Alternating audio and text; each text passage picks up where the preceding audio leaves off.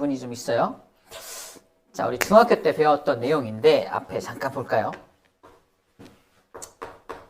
우리 옛날에 기체하면서 배웠던 아저씨 2명이 있는데 2명의 아저씨가 누구냐면은 첫 번째 아저씨가 보일 아저씨, 보일의 법칙. 두 번째 아저씨가 샤를의 법칙이라는 샤를 아저씨가 있었어요. 아마 어렴풋한 기억일 텐데 보일의 법칙과 샤를 법칙 중에 오늘 이용될 건 보일 법칙만 알면 됩니다. 보일 법칙이 뭐냐면 됐다 간단해요. 자, 기체는 3가지를 다루는데 부피, 압력, 온도 이 3가지를 다루는데 보일 아저씨는 뭘 다룬 아저씨냐면 야, 온도가 일정하다는 전제 하에 압력이 프레셔 P라고 하죠. 압력하고 볼륨의 관계를 실험을 통해서 알아낸 아저씨야. 예를 들어볼게. 예를 들어서 풍선이 하나 있는데요. 풍선이 현재 2리터짜리 풍선이야. 외부 압력은 당연히 1기압이라는 압력이겠죠. 1기압 상황에서 2리터를 가지고 있는 풍선이 하나 있어요. 상상했죠? 외부 압력을 1이 아니라 2기압으로 확 늘려버린 거야. 어떻게 될까요? 외부 압력을 2기압으로 더 세게 늘리면 얘를 꽉 누를 테니까 부피가 줄어들 거 아닙니까? 완전 신기하게 풍선의 부피가 얼마로 줄어드냐면 1리터로 줄어들어요. 여러분 안 신기하죠? 되게 신기한 거다. 좀 이따 보면 신기한 걸 알게 될 거야. 하나 더 해볼게요. 외부 압력을 해서 좋아! 4기압으로 늘려보자! 엄청 높였어. 어떻게 되는지 알아요? 풍선의 부피가 0.5리터로 줄어요. 뭔가 느낌이 오나요? 자, 처음에 1기압일 때 압력이야. 압력이 1기압일 때 부피가 얼마였어? 얘는 2리터였죠. 근데 2기압으로 늘리면 1리터 되죠. 4기압으로 압력을 높이면은 얘가 0.5리터로 줍니다. 다 곱해봐. 어떻게 돼요? 전부 2가 나옵니다. 자, P하고 V를 곱하면 항상 일정한 값이 나오네. 압력과 부피는 곱하면 항상 일정한 값이 나오네 라는 걸 연구한 거야. 이게 뭘 의미하냐면 얘가 항상 일정하기 때문에 내가 압력을 더 높이면 뭐가 줄어들 수밖에 없다는 거야. 그만큼 부피가 줄어들 수밖에 없다는 거야. 압력이 2배 커지니까 부피는 2분의 1 되죠. 압력을 4배 키우니까 부피가 4분의 1로 줄잖아. 이런 관계를 갖고 있다는 거지. 자, 정리하면 압력을 높이면 부피는 줄어들죠. 자, 하나 올라가고 하나 내려가는 무슨 관계라 그래? 반비례 관계라고 해요. 자, 압력과 부피는 무슨 관계다? 압력과 부피는 서로 반비례 관계에 있다라고 정리한 아저씨야. 근데 뭐가 일정하다는 전제하에? 온도가 일정하다는 전제하에. 이걸 그래프로 그림을 그리면 그래프로 그림을 그리면 자, X축은 Y축은 부피라 하고요. 부피, 압력이군요. 압력이라 하고요. Y축이 압력, X축을 부피라고 한다면 방금 이 상황을 그래프로 그려볼게. 자, 압력이 몇 기압일 때? 1기압일 때, 압력이 2기압일 때, 압력이 4기압일 때, 맞죠? 압력이 1기압일 때 부피가 얼마였어? 2리터였죠. 그러니까 1리터, 2리터라면 여기 지키죠. 압력이 1기압일 때 부피는 2리터인 거야. 근데 압력이 2기압으로 늘어나면요, 부피는 1리터로 줄어들게 되겠죠. 이렇게 되겠죠? 보여요? 압력이 4기압으로 증가한 부피는 0.5, 2분의 1이죠. 여기죠. 여기로 이렇게 지킵니다. 이걸 연결한 선이 뭐가 된다? 바로 이렇게 생긴 반비례 그래프를 보이게 되는 겁니다. 이게 압력과 부피가 서로 반비례한다는 그래프야. 이 형태를 잘 봐봐. 얘가 0.5일 때 4고요. 압력 4이고요. 얘가 1. 압력이 2 압력일 때 부피는 1리터인 거고 이렇게 되는 거잖아. 자, 요거를 다 연결한 게 이런 반비례 그래프를 보이게 된다는 겁니다. 자, 이게 무슨 그래프야? 온도가 일정하다는 전제하에 압력과 부피는 서로 뭐하다? 반비례한다라는 그래프가 바로 이런 그래프가 그려지게 되는 겁니다. 자, 중요한 건 요게 그래프가 곡선의 형태지만 뭐가 일정하다는 거야? 온도가 일정하다는 전제를 깔고 시작한 거니까 이게 있는 이제 A점, B점, C점, 요 C점까지 A, B, C 모두 온도는 어떤 거야? 온도는 같은 거야. 온도는 같은데 압력과 부피가 다른 거라고. 이해돼요? 그러니까 요 그래프 안에서는 뭐가 똑같다? 온도가 똑같다는 게 포인트입니다. 온도가 똑같은 상황에서 압력과 부피가 서로 반비례라는 걸 표현하는 그래프라는 거야. 자, 이 그래프가 이해가 되었다면 이제부터 연력학 과정을 이해할 수 있습니다. 보세요. 첫 번째 연력학 과정, 우리가 아는 거 먼저 할게요. 봐봐. 이 과정입니다. 밑에 실린더 먼저 봐봐. 실린더. 내가 실린더에다가 뭘 하고 있는 거냐면 Q를 공급하고 있는 상황이야. Q. 열을 공급해. 내가 공급한 열 가지고 뭐 하고 있어? 부피 증가하는 거 보이나요? 부피가 증가한다는 건 뭐 하고 있는 거야? 일하고 있는 거잖아. 일을 하고 있어. 일만 하는 게 아니라 이 내부 에너지도 막 온도가 올라갈 거 아닙니까? 그래서 내가 공급한 열 가지고 얘가 일도 하고 내부 에너지도 증가되고 있는 상황이야. 자, 잘 들어. 내부 에너지가 증가한다는 건 온도가 올라간다는 뜻이죠. 그래, 잘 봐봐. 여기가 1기압이잖아. 항상 밖에는 1기압이고 안에다가 내가 열을 공급하기 전에 1기압이었는데 쭉 밀고 나가서 다시 피스톤이 여기 멈춘 이유가 뭐였죠? 안의 압력과 밖의 압력이 다시 같아진 거잖아. 즉 압력은 항상 밖에랑 안에랑 1기압으로 유지가 되고 있는 거야. 맞아요? 그래서 쭉 피스톤을 밀고 나왔는데 결국 얼마까지 밀고 나온다? 안의 압력이 1기압이 될 때까지 밀고 나오는 거야. 다시 말해서 내가 열을 공급했지만 결국은 안의 압력과 밖의 압력은 항상 1기압으로 같죠. 자, 여기 봐봐. 내가 열을 공급했어. 근데 압력이 계속 일정한 압력을 유지하면서 오른쪽으로 진행이 되고 있죠. 보여요? 압력이 일정해. 그죠? 이 상황이 압력이 일정한 상황이라고 지금 말하고 있는 거야. 압력은 일정한데 부피가 쭉 증가하고 있잖아. 그치? V1 부피에서 V2 부피로 부피가 쭉 증가합니다. 부피가 증가하면 이 면적이 뭐야? 말해봐. 뭐죠? 압력 부피 그래프에서 면적이 뭐였지? 일한 양이었죠. 이만큼 일한 거야. 일한 양이 나오는 겁니다. 근데 일만 했어? 아니죠. 내부 에너지도 증가했다며. 그래서 그래프가 왼쪽에 파란색 점점점 그래프에서 오른쪽 파란색 점점점 그래프로 옮겨간 거 보여요? 그때 T1 온도에서 T2 온도로 바뀐 거죠. 문제입니다. T1이 온도가 높은 거야? T2가 온도가 높은 거야?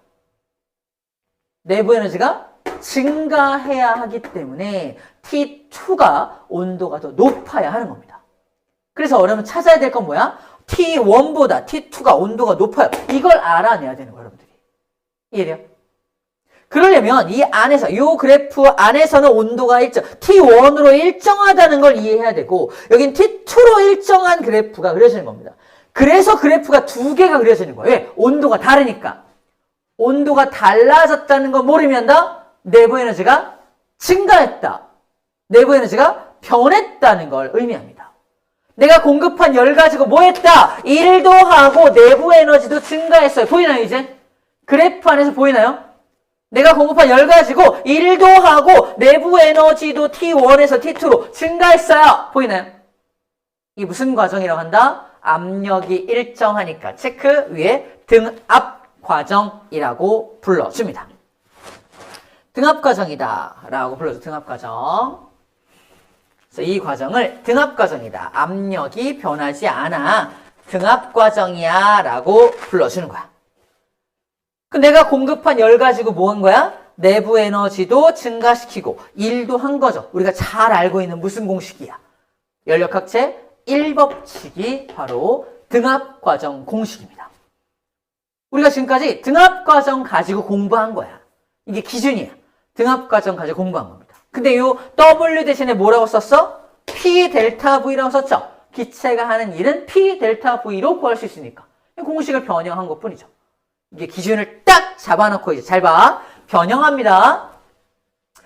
자, 두 번째입니다. 위로 올라갈게요. 이 녀석이야. 이거 뭐 한 거지? 잘 봐. 피스톤이 있는데 여기를 이렇게 고정시켜놨어. 피스톤을 고정시켜놓은 상태에서 열을 공급하고 있는 상황이야. 그 내부 에너지가 막 증가하고 압력 엄청 증가하겠지? 압력이 엄청 증가하는데 일은 할 수 있어 없어? 못 밀려나. 일을 못해. 그 내가 공급한 열 가지고 뭐 할 수밖에 없어? 내부 에너지밖에 증가시킬 수가 없는 거야. 이해돼요? 맞아요? 얘는 그래서 부피가 변할 수 없죠. 그래서 등적 과정이라고 하는 겁니다. 부피 적자. 등적 과정. 부피가 변하지 않는 과정. 등적 과정. 근데 열을 공급하고 있어. 내가 가한 열 가지고 뭐 할 수밖에 없다? 일은 못해. 그치? 대신에 내부 에너지만 증가되겠네. 즉 내가 가한 Q 가지고 뭐 할 수밖에 없다? Q 가지고 이거를 할 수 없으니까. 그죠? W가 0이야. 맨 끝에 이거 공식 이겁니다. 그래서 Q가 뭐다? 델타 U라고 써있어. 내가 공급한 열 가지고 내부 에너지만 증가시켰어 라는 뜻이에요. 이해돼요? 이게 무슨 과정이다? 등적 과정입니다. 내부 에너지가 변했으니까 온도가 올라갔을 거 아니야? 그래프가 그래서 두 개가 그려지고요. 봐봐. 부피가 변하지 못하고 압력만 쭉 올라가는 거 보여요?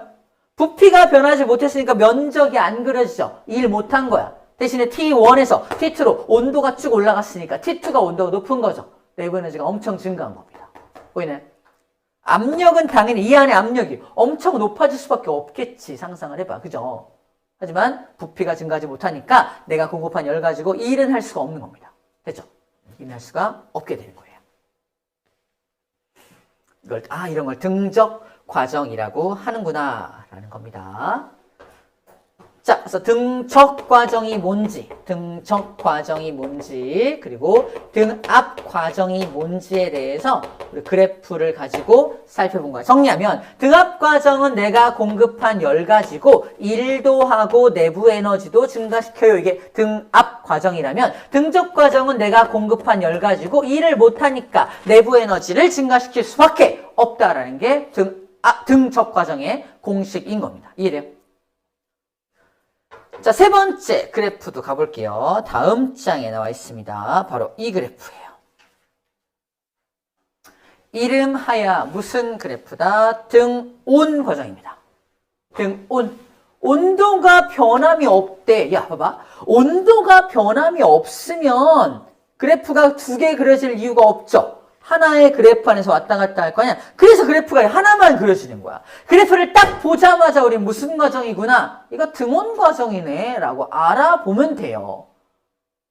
근데 여기다 열을 공급하고 있습니다. 열을 공급했어. 열을 공급했는데 온도가 안 변한다는 건 무슨 말이야? 내부 에너지가 안 변해. 내가 공급한 열 가지고 다 뭐 하는 거야? 모두 일했었다는 겁니다. 맞죠?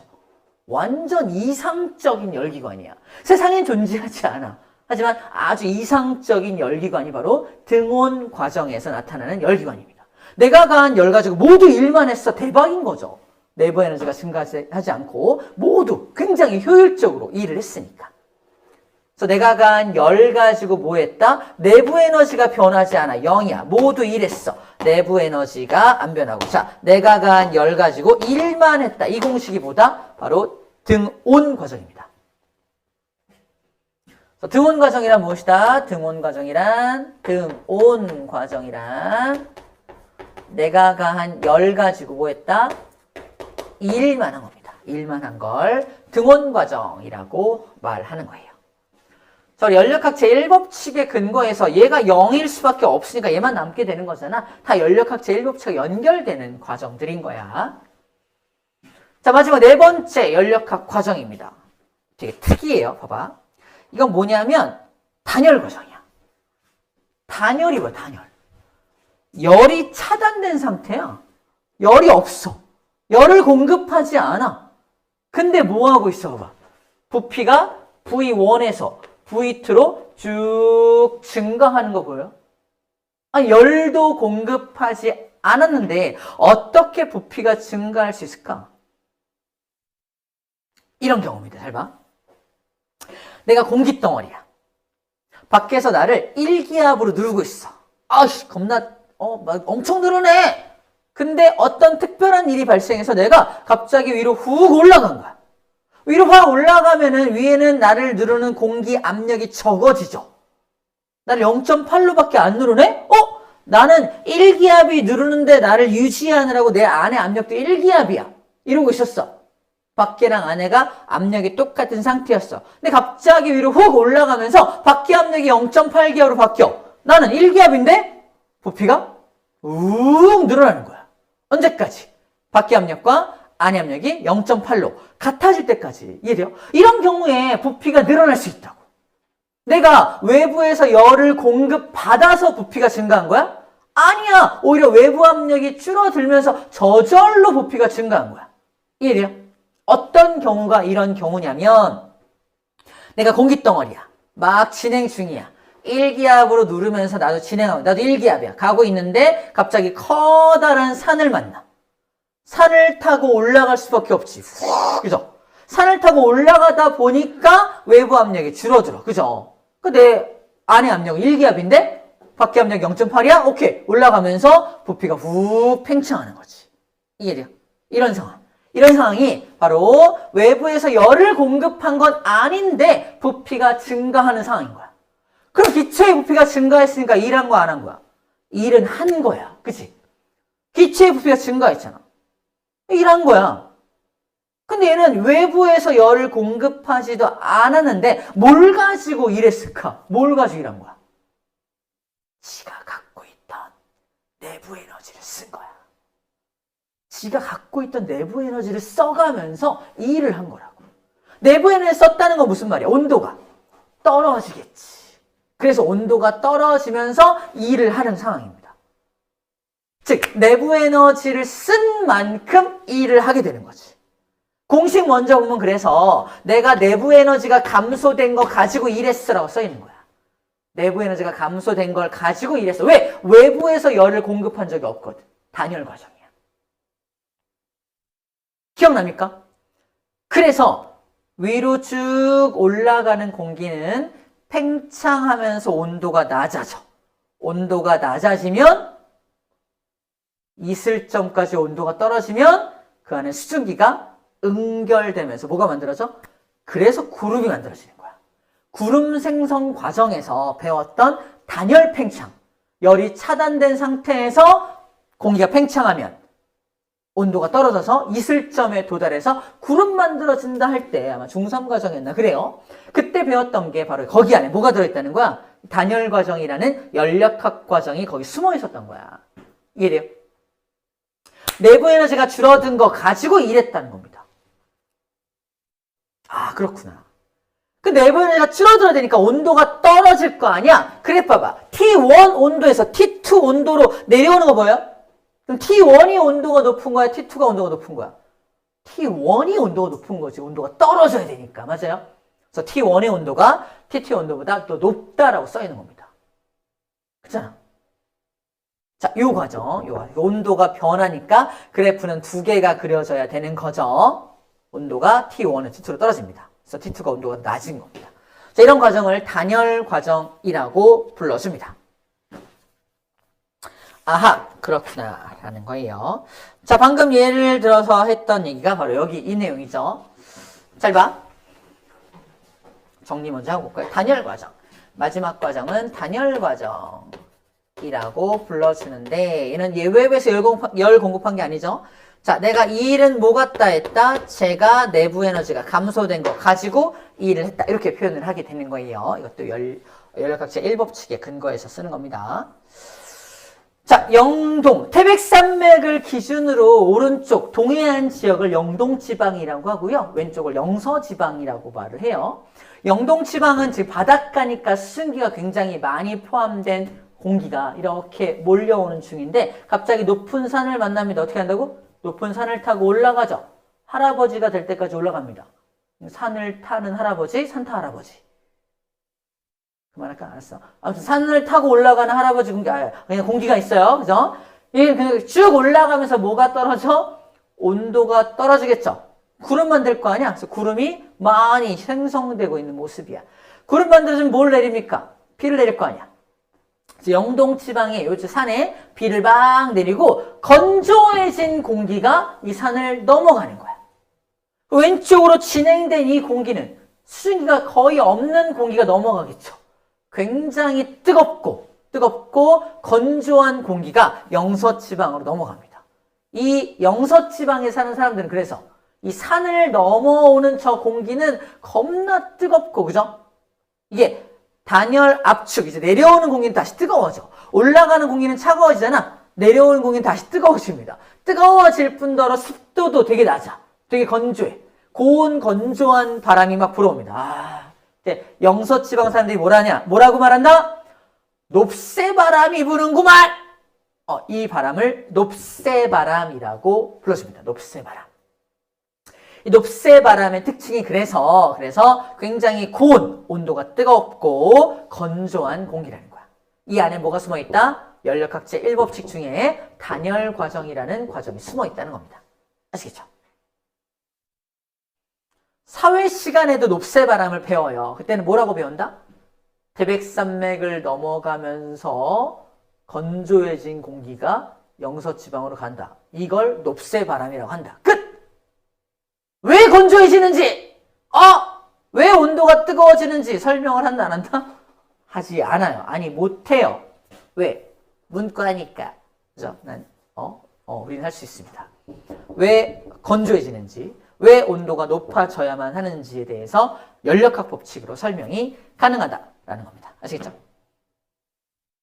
자, 또 다른 단열 과정의 예를 좀 살펴볼게요. 자, 탄산음료 뚜껑을 팍! 따면요, 하얀색 김 같은 게 갑자기 팍 서리는 경우가 있습니다.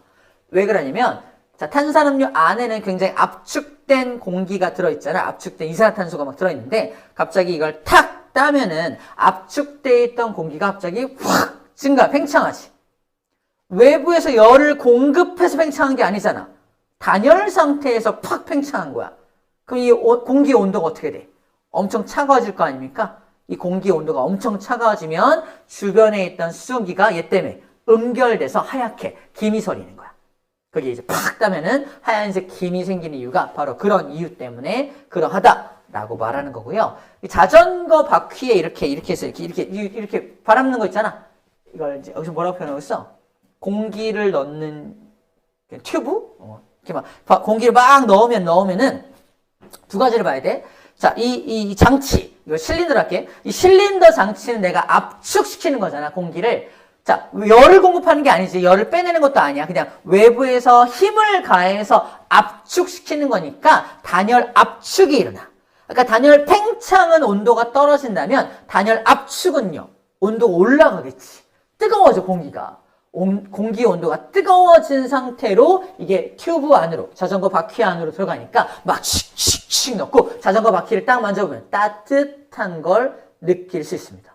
따뜻한 바퀴를 만날 수 있다라는 게 튜브가 뜨거워진다라고 말하는 거고요. 이 실린더 나중에 이렇게 만져보면 실린더 자체도 약간 따뜻해져 있는 걸 볼 수 있어. 공기가 뜨거우니까 얘도 뜨거워지는 거야. 전체적으로 막 이렇게 내가 움직이면은 전체적으로 어떤 따끈따끈함을 느낄 수 있다는 게 단열 압축입니다. 단열 팽창의 예와 단열 압축의 예를 하나씩 더 살펴봤어요. 됐죠? 오케이, 좋습니다. 자, 우리 85쪽에 문제 풀면서 좀 정리해 볼게요. 해보자. 해봅시다. 다 했습니다.